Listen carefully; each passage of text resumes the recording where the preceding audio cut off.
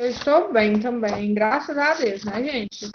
É, chegamos a mais uma terça-feira, né? Terça-feira, estou querendo voltar a semana, né? Mais uma sexta-feira, né? Oi, Isis,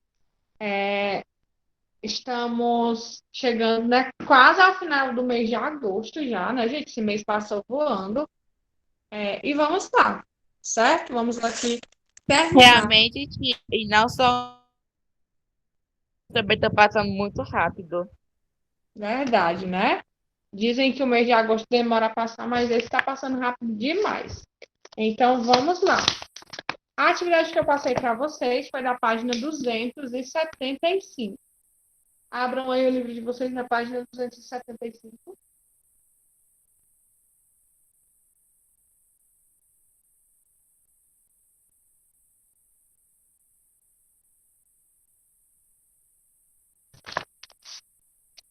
Quem é que inicia a leitura aí dessa atividade, gente? Página 275.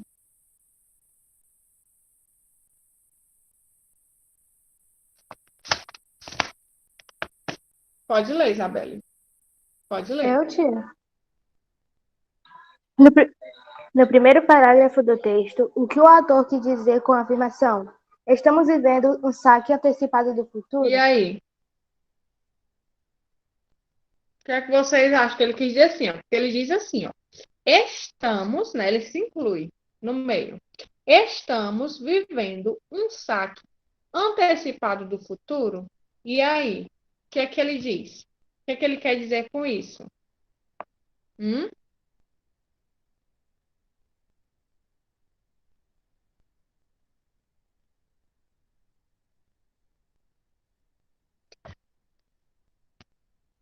Mas quando ele diz assim, né? Será que realmente é a tecnologia, né? Só a tecnologia avançada?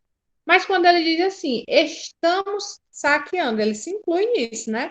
Estamos vivendo um saque antecipado do futuro. O que é que ele quer dizer com isso, gente?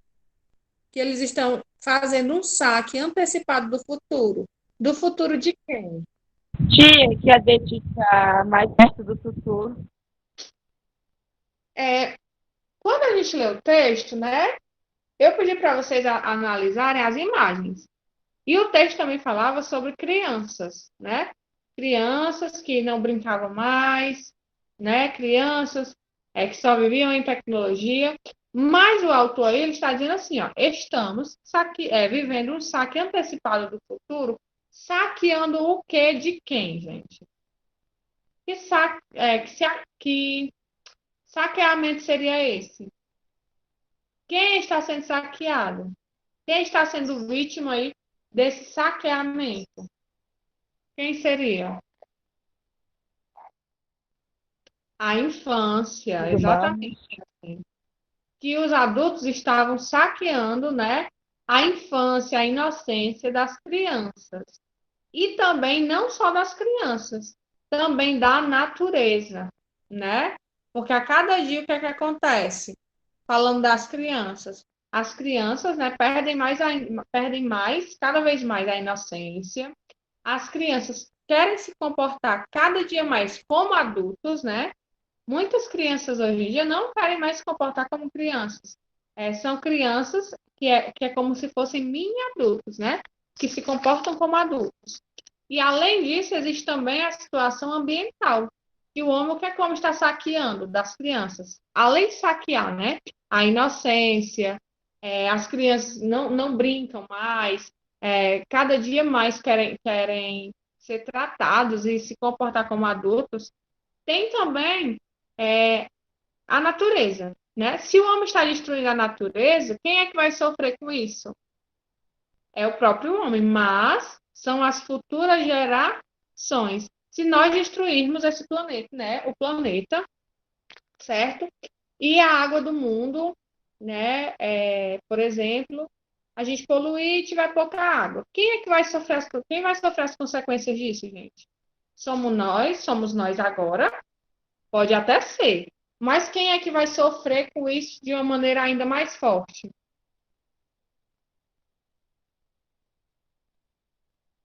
São as gerações futuras, né? Se eu estou destruindo agora, a natureza demora um tempinho, né?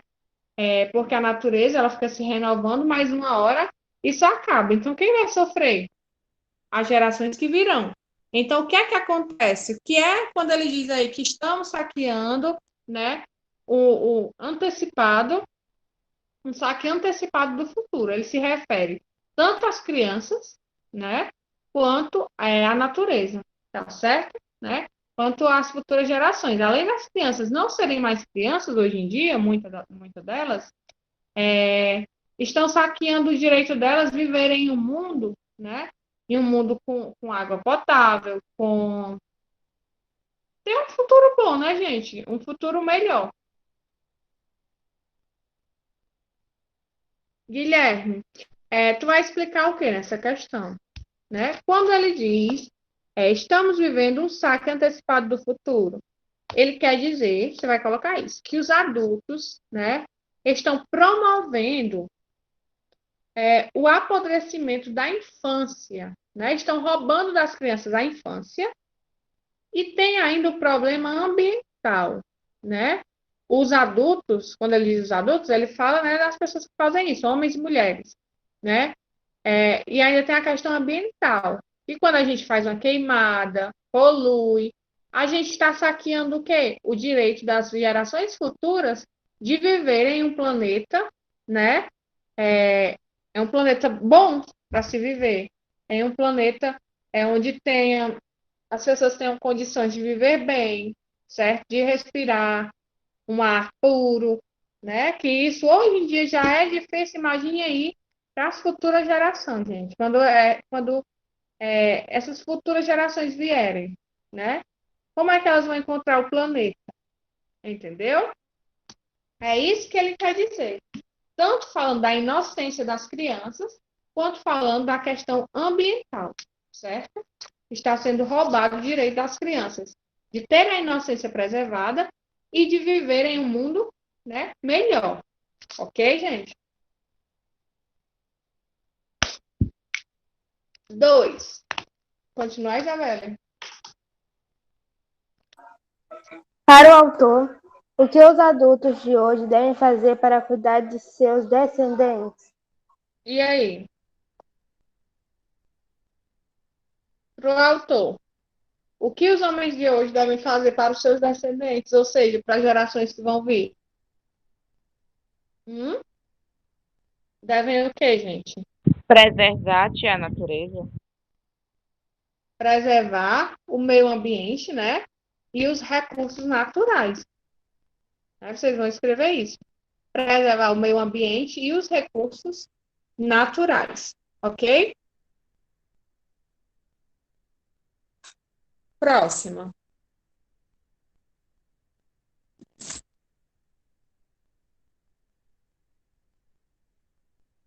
Próxima questão. Segundo o autor, em que ponto principal a geração atual se diferencia das anteriores? E aí, gente?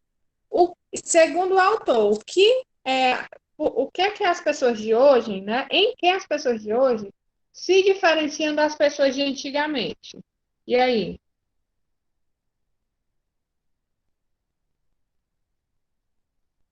E aí? O que era antigamente, gente, as pessoas davam muita importância a quê? Né? Por exemplo, vamos falar aqui, eu vou dar um exemplo para vocês entenderem, certo?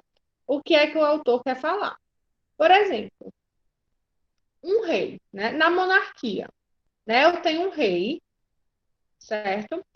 E depois desse rei, quem é que vai reinar? O filho dele, né? Ele vai ter um filho, provavelmente, e esse filho é quem vai reinar.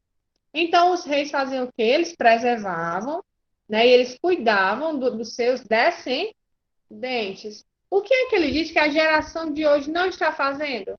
Não está se preocupando em dar continuidade aos seus descendentes, né? Hoje em dia, quem é que se preocupa com a descendência que vai vir, né?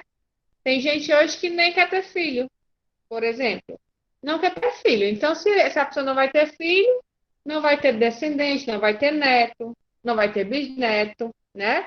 Então, as pessoas de hoje em dia não estão se preocupando com os seus descendentes, com o bem-estar dos descendentes.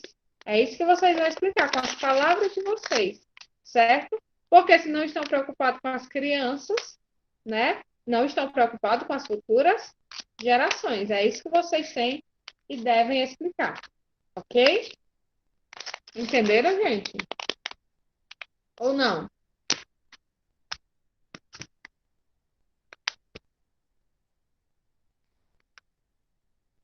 Ótimo.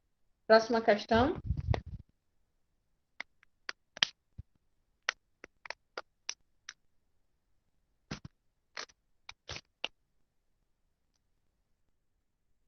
Isabelle? No segundo parágrafo, aponte o termo a qual se refere o pronome disso. E aí, no segundo parágrafo, aponte o termo a qual se refere o pronome disso. E aí? Vocês colocaram o quê?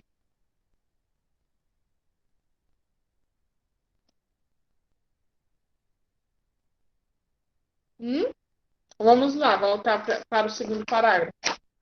No segundo parágrafo diz assim: a questão central nesse saque não é exclusivamente a materialidade da situação, isto é, a degradação do meio ambiente, dos recursos naturais, dado que ainda que de forma incipiente disso estamos cuidando.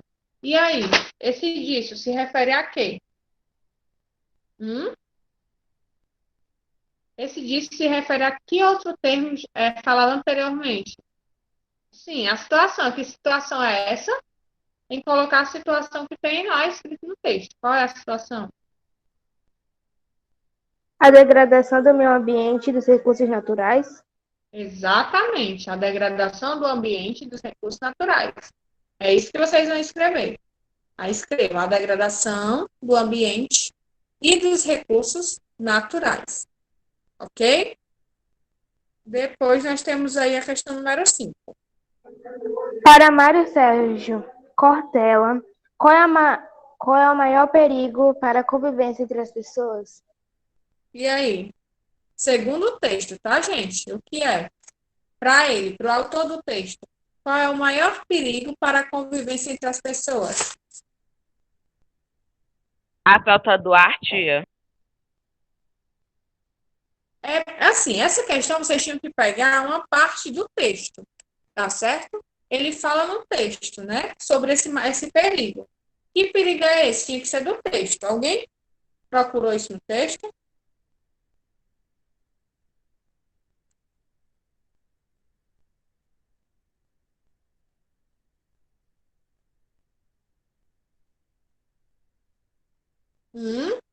Ele disse que uma coisa, né? É um perigo.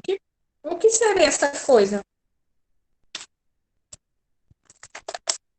Ele disse que hoje em dia as pessoas estão o quê? Individual. O que é que nós somos, gente? Essa geração, nós somos muito individualistas, né? E ele diz o quê? Que o individualismo exacerbado é um perigo. O que seria esse individualismo exacerbado? Eu só pensar em mim mesmo e não pensar em mais ninguém, né?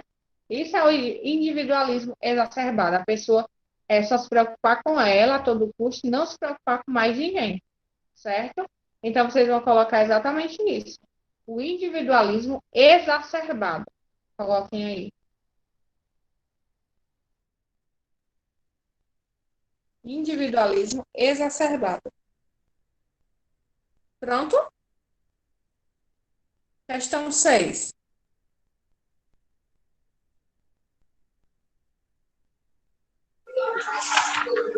Como vimos na primeira parte desse capítulo, é muito importante nos artigos de opinião o autor apresentar e defender uma tese a respeito do tema discutido. Pensando nisso, analise as afirmações a seguir, a fim de identificar a tese defendida por Cortella no texto.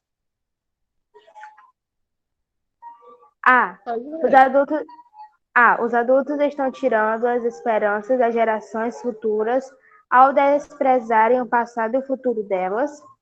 B. Os jovens não estão respeitando as gerações mais velhas. C.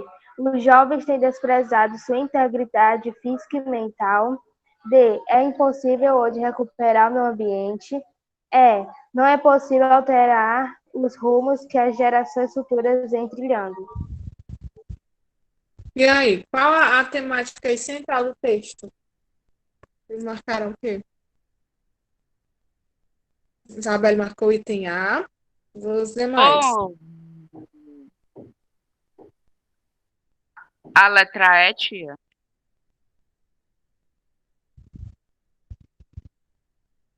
No texto, ele diz que não é possível alterar os rumos que as gerações futuras vêm trilhando.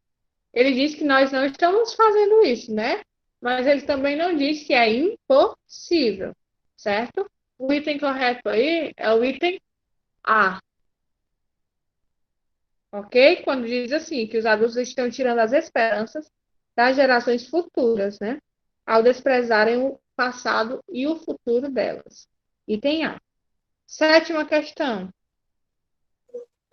Analisando o segundo parágrafo do texto, é correto afirmar que A. O autor quis chamar a atenção do leitor para um fato incipiente que vem se impondo de maneira regressiva. B. O autor apresentou claramente a tese defendida ao longo do texto. C. Foi dada maior ênfase aos valores materiais pelos quais já se está trabalhando. D. A intenção do autor foi mostrar que o saque antecipado do futuro diz respeito exclusivamente à degradação do meio ambiente e dos recursos naturais. Não há defesa de ponto de vista, por isso não se trata de um parágrafo argumentativo. E aí, vocês marcaram o quê?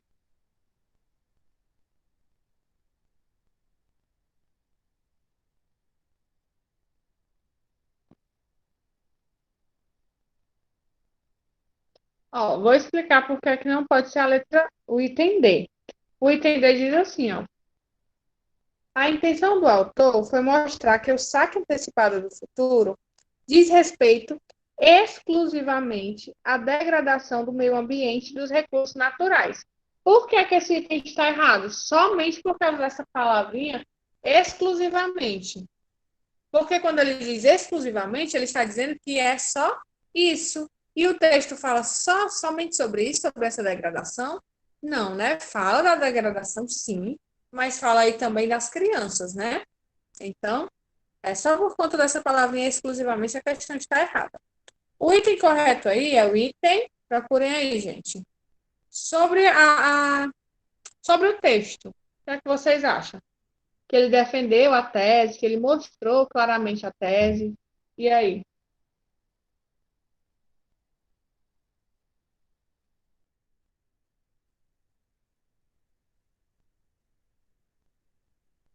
Item B. Isso mesmo. O autor apresentou claramente a sua tese defendida ao longo do texto. Né? Nós percebemos qual a opinião dele ao longo do texto, né? Ao lermos. Ele deixa bem claro isso. Questão número 8. Considerando o emprego de algumas palavras do texto, analise as afirmações que seguem. 1. No primeiro parágrafo, a espécie a que se refere o autor é a espécie humana. 2. No segundo parágrafo, o termo questão central quer dizer questão principal. 3. No segundo parágrafo, o termo degradação significa exploração de madeira. Estão corretas? E aí, marcaram o quê? A, B, C, D ou E?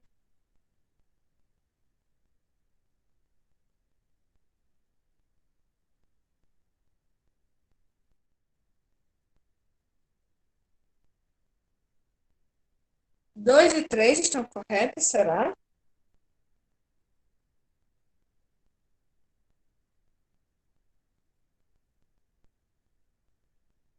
Mais alguém, pessoal?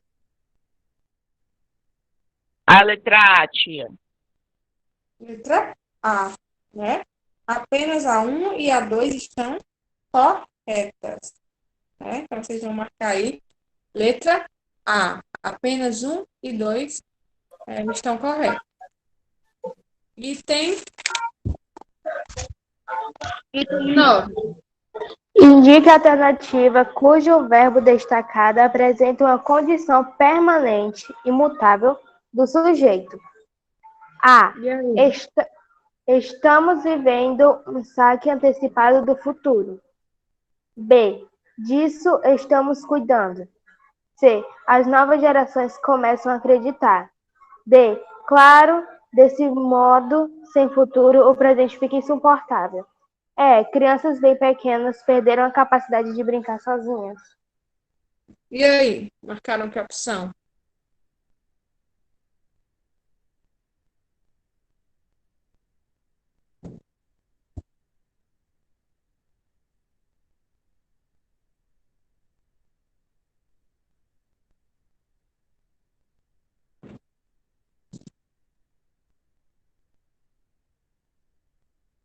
Item é? Muito bem, Isabela, é isso mesmo. Crianças bem pequenas perderam a capacidade de brincar sozinhas. Quinto parágrafo. Item é, muito bom. 10. Nesse artigo, é comum o uso da exclamação. Sobre o uso desse sinal de pontuação, podemos afirmar que, em todas as ocorrências, o autor quis chamar a atenção do leitor para as afirmações feitas, desviar a atenção do leitor, criar um clima de suspense durante a leitura, enfeitar o texto, mostrar que estava emocionado ao escrever esse artigo. E aí, gente? Vocês marcaram o quê?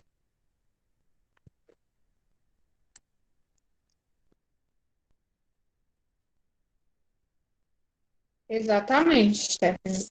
Chamar a atenção do leitor para as afirmações que foram feitas, né? Isso mesmo. Item A. Ok?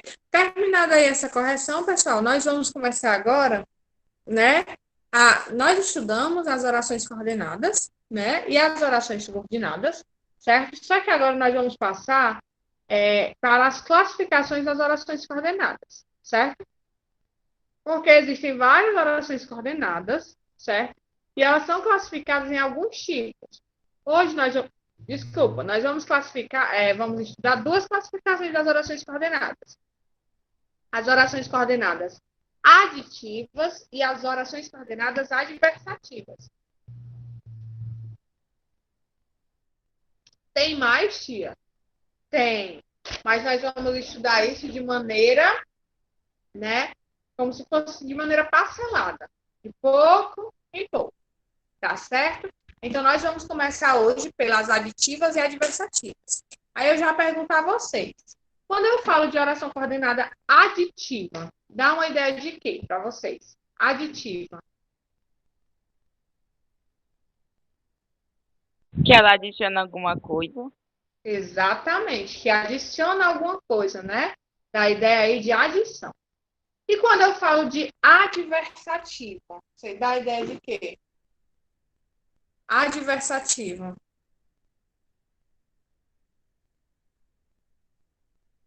Quem é que sabe? E aditiva, né, dá uma ideia de adição, de adicionar. E a adversativa dá uma ideia de quê, gente? Adversativa. Ela dá uma ideia de adversidade, né, de algo que não pode acontecer por alguma razão, alguma causa. Vamos aí ver, né, os primeiros exemplos. Leia as frases a seguir. Pré-A, trabalha, primeira frase. Pré-A, estuda, segunda frase. Essas duas frases expressam ações diferentes, desempenhadas por um mesmo sujeito. Tanto é assim que podemos reuni-las em uma só, formando um período composto por coordenação. Temos aí a frase pré-A trabalha, ponto, e a segunda frase pré-A estuda. A gente pode juntar essas duas frases, pessoal, e criar um só período? Pode. Como é que a gente pode fazer isso? Quando a gente diz pré-A trabalha e estuda. Perceberam que eu peguei duas frases e que duas frases formei apenas uma, ao invés de eu dizer pré-A trabalha, pré-A estuda. Eu digo pré-A trabalha e estuda. Entenderam aí perceberam aí essa junção? Quando eu digo assim, ó, pré-A trabalha e estuda, né? Mais ou menos, Guilherme. Pronto, deixa eu explicar de novo. Eu tenho duas frases. Primeira frase, pré-A trabalha. Pronto, é uma frase completa. E a segunda frase que eu tenho é pré-A estuda. Frase completa também. Eu posso pegar essas duas frases, a frase pré-A trabalha e pré-A estuda, e formar uma frase só, ou seja, uma oração. E como é que ficaria essa frase? Pré-A trabalha e estuda. Formei uma só oração, certo? Agora, nesse período, temos a adição de duas orações. Vamos ver aqui a outra, tá bom? Coordenadas. Por esse motivo, a conjunção e é classificada como conjunção coordenativa aditiva. O e é a conjunção aditiva mais comum, mas é possível expressar essa relação de sentido de outras maneiras, como ocorre na frase. Ela não trabalha nem estuda. Agora lê o quadrinho. Por que o seu pai trabalha tanto e só ganha um salário? Porque, segundo ele, quem trabalha muito não tem tempo para ganhar dinheiro. Aí vamos lá. Explico já essa tirinha para vocês. Mas antes, isso, Guilherme, unificou as frases, né? Virando aí um só período. E essas duas frases, pré-A trabalha, pré-A estuda, foi unificada por meio de que palavra, gente?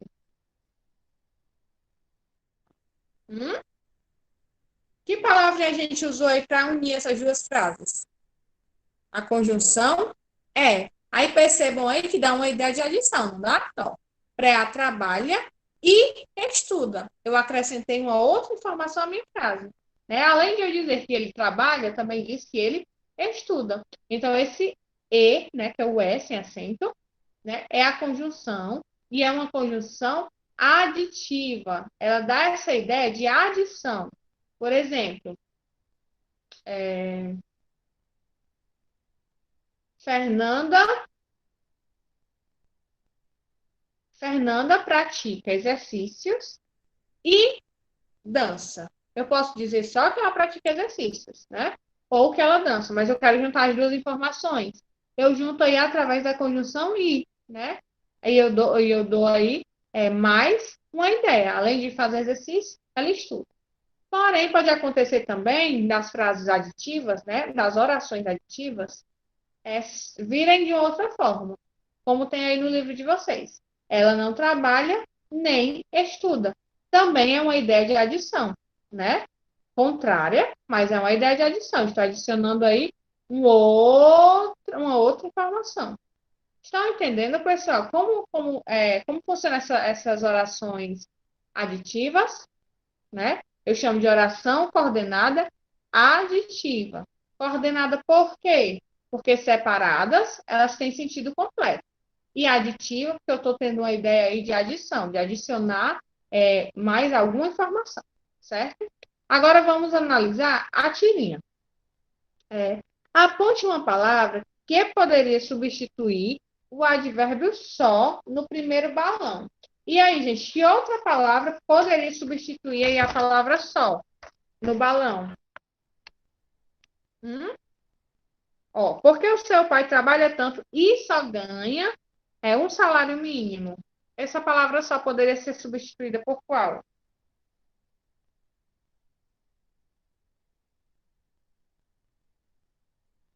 Hum? Apenas, né? O i não daria certo, porque ficaria assim. Ah, está respondendo a minha questão passada, entendi. O apenas daria certo. Vamos aí trocar.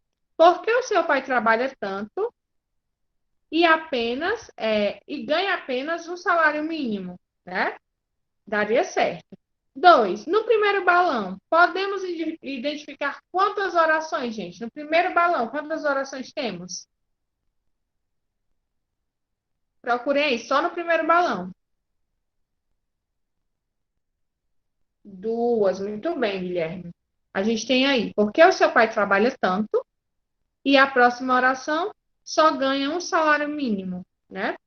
3. Essas orações dependem sintaticamente uma da outra? Se eu digo assim, ó, porque o seu pai trabalha tanto?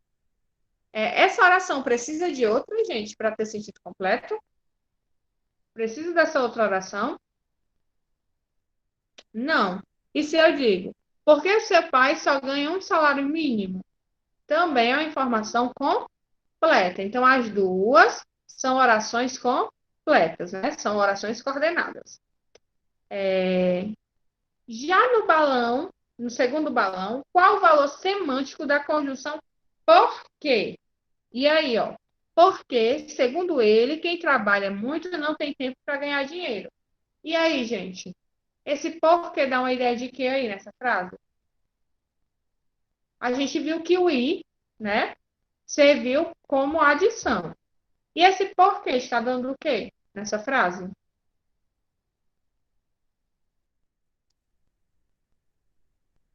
Ele está fazendo uma pergunta, olha aí. Porque, segundo ele, quem trabalha muito não tem tempo para ganhar dinheiro. Não é uma pergunta, é o contrário de uma pergunta. É o quê? Uma afirmação, na verdade, uma explicação. Na segunda frase, tá certo? Na verdade, aí está dando uma explicação, certo? 5. No segundo balão, existem quantas orações?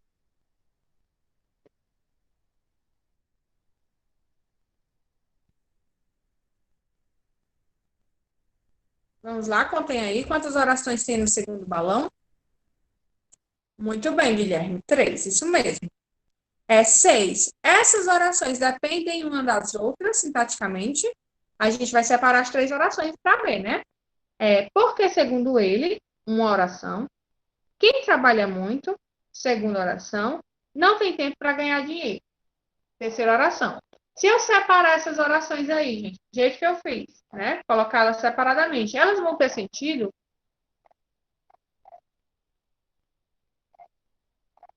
Sim ou não? Não, né? Não vão ter sentido. Se eu disser só assim, porque segundo ele, né? Porque segundo ele o quê, gente? Né?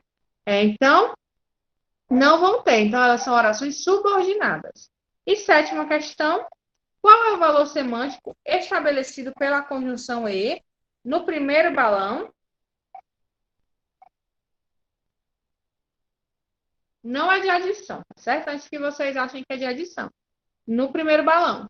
Por que o seu pai trabalha tanto e só ganha um salário mínimo? Se a pessoa trabalha muito, a pessoa ganha bem, né? Então, esse I aí, dá uma ideia de quê? Nas ideias? De? Não é bem uma dúvida, é uma contrariedade, né? Uma oposição, certo? É uma oposição. Observe que nessa situação, o fato de o pai do menino trabalhar muito nos leva a supor que, logicamente, ele ganha bem por isso. Mas não é o que acontece. Nossa suposição não se realiza na segunda oração. Assim, dizemos que houve uma adversidade, oposição entre as ideias. Essa relação semântica pode ser expressa de maneira bastante clara quando utilizamos uma conjunção adversativa. Observe. Por que o seu pai trabalha tanto e só ganha o salário mínimo? Por que o seu pai trabalha tanto, mas só ganha o salário mínimo? Por que seu pai trabalha tanto, porém só ganha o salário mínimo? Por que o seu pai trabalha tanto, contudo só ganha um salário mínimo? Todas essas conjunções aí estão dando ideia de oposição, né? De adversidade, de oposição, tá bom? Portanto, podemos concluir que nesses casos temos períodos, né, compostos por coordenação, e a segunda expressão é uma adversidade da primeira. Por essa razão, classifica-se como oração coordenada, sindética, adversativa. Vou dar um exemplo bem simples para vocês entenderem essa oração adversativa. Queria ir à festa, mas minha mãe não deixa. Por que eu chamo essa oração de adversativa? Não tem aí no livro, tá? Um exemplo extra. Queria ir à festa, mas minha mãe não deixa. É uma oração adversativa. Por quê, gente? Porque as orações adversativas dão essa ideia aí de adversidade. A menina, né, da minha frase, o sujeito da minha frase, queria ir, mas tinha um problema. A mãe dela não deixava, certo? Dá uma ideia aí de oposição, de contradição, de adversidade. Entenderam, pessoal, a diferença aí da aditiva para a adversativa? Ou não? Se sim, né? Ótimo. Quando vocês forem fazer as tarefas, né, se surgirem alguma dúvida, na terça-feira a gente continua a falar sobre isso, tá bom? Deixa o número de vocês no chat e podem ir para o intervalo, tá bom? Tchau e beijos. Bom fim de semana, gente. Tchau, tia. Obrigada, pra senhora também.